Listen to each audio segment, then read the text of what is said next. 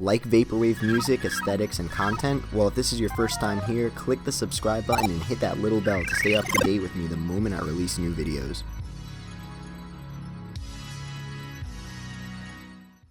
Alright, picture this, okay? The year's 1989, and you and your friends are all sitting cozy inside a busy log cabin food court of the coolest ski resort on this side of the Milky Way galaxy. And after a crazy day on the slopes, a nice warm jug of hot cocoa never tasted so damn good.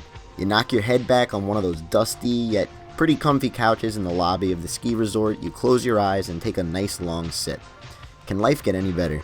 You then open your eyes and all of a sudden, everyone's gone. Your friends who were just sitting next to you aren't there anymore, the hotel guests seem to vanish out of nowhere, and all the sounds of people brushing snow off and stomping their boots have now been replaced with the faint sound of the resort's heating system slowly humming and pumping warm air into the vicinity. I mean, you're pretty confused to say the least, and you pick yourself up off the couch, put your jacket back on, and go outside to see if the same weird disappearance of people has happened outside as well. You open the door and emptiness again. The silence is piercingly loud, until you hear the cranking of a machine break it up a couple feet away from you. You turn around and, out of nowhere, a one-seater ski lift has arrived with a spotlight shined upon it as if you're the star of this show that you have no idea what's going on or who's the cast or what even the script is. With the inner spirit of a courageous youth, you decide to give your soliloquy on the uncertainty of the strange situation at hand by stepping foot into the ski lift.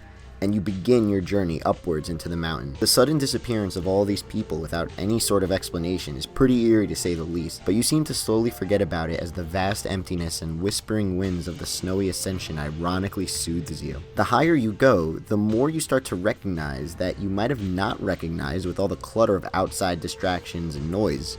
The seemingly never-ending panoramic view of mountains looks like it's covered in a quilt of snow, and the sky has finally evolved into the night sky, revealing craters on the moon you've never even cared about looking up at after all these years. You might be alone, but at least everything's beautiful.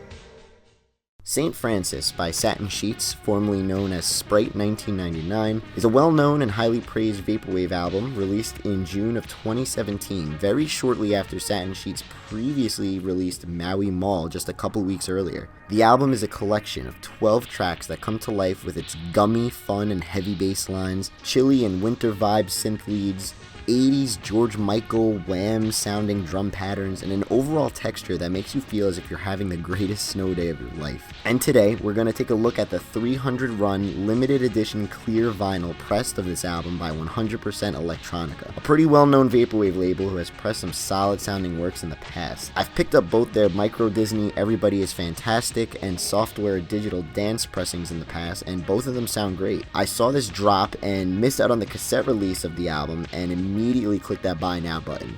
I'm sorry, wallet. The vinyl was released on January 26th, 2018, and comes with 4 vinyl exclusive bonus tracks, including the first in a series of collaborations with Esprit. The vinyl is an absolute beaut and looks like a piece of frozen glass on a window pane, really emphasizing the mental images of the winter wonderland I picture in my head when I listen to this album. It's a transparent look, similar to the Late Night Delight pressing from Illuminated Paths, and really glows when spinning on my player from all the colors in my surroundings reflecting off the vinyl. The jacket looks great too. The album art really provides some dimension and an interesting piece to look at, with its blurry images of people who seem to be on a beach in the foreground with a velvety, smooth, and unpixelated texture in the background. See, this is why I love Vaporwave so much. The album cover can completely show one thing, yet you can completely create a whole nother vibe in your head. People are chilling out, soaking in the sun on the album cover, but in my head, I'm picturing myself in some neon-colored 80s ski wear, excited to race some stereotypical high school bully and prove to my longtime crush that I'm the one for her.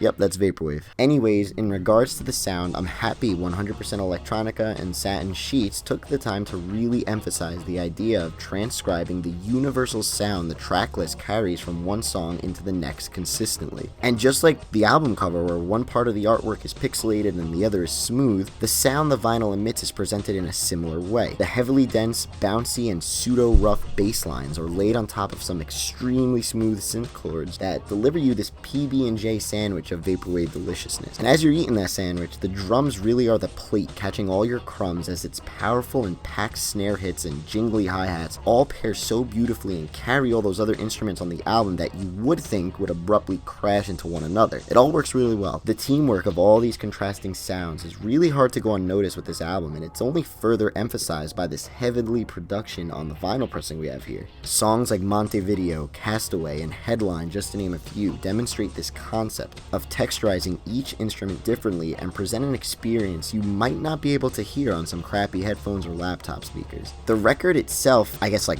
vibe-wise, is also pretty flexible to spin all the time. There really isn't a specific time to play it, as the feel-good and chilled-out language the instruments speak to you is such an inviting sound. Like, I can't even really explain. The record is chill, but just bumping and cool enough where it won't go completely unnoticed as like background music or something like, you know, we would hear from Telepath or something like that. It's there, it's in the background, and you might forget about it, it might kind of drift off, but when those bass lines come in and the drums start kicking in, you and your friends are going to be like, okay, this bumps.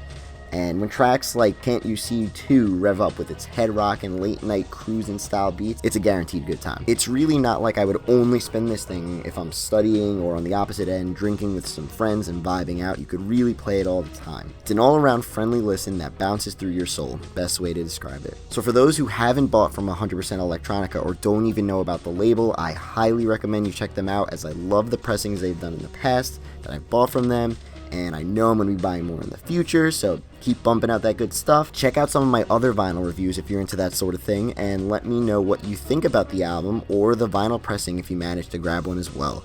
Much love, your boy, Pad Chennington.